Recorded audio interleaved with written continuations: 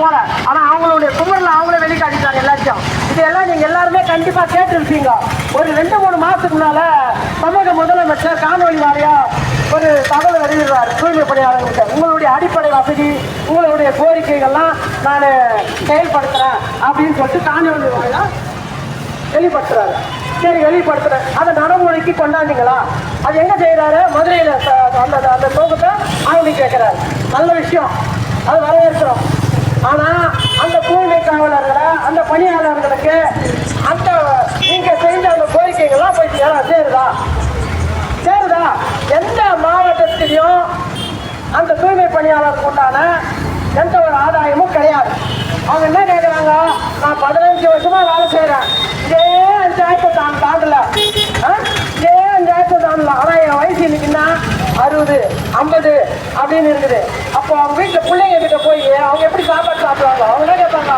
நாட்டு மக்களுக்காக நீ போய் வயசுட்டு வந்த, அங்க போய் கேளு, எங்கிட்ட ஏன் வரன்னு கேட்க மாட்டாங்களா? அவங்களுக்கு உண்டான ஊதியத்தை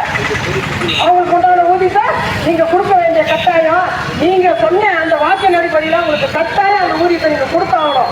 அது கொடுக்குற வரைக்கும் நாங்க போராட்டமும் விடமாட்டோம். ஏன்னா ஒவ்வொன்றுக்கும் நீங்க வந்து மத்திய அரசு ஒவ்வொன்றுக்கும் வசூல் பண்றீங்க, பண்றீங்களா இல்லையா? ஜிஎஸ்டி போடுறீங்க இல்ல?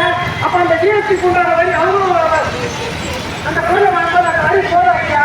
அப்ப அவங்களுக்கு ஊதியத்தை நீங்க ஏற்கணும், அவங்களோட ஊதியத்தை நீங்க கண்டிப்பா கேட்கணும். போராட்டம் தொடரலாம். ஏன்னா இது சாமானிய பெண்களுடைய மக்கள் இருக்கக்கூடாது.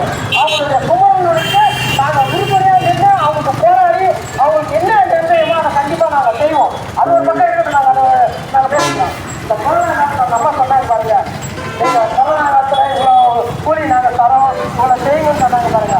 அசிங்கமா இல்லை.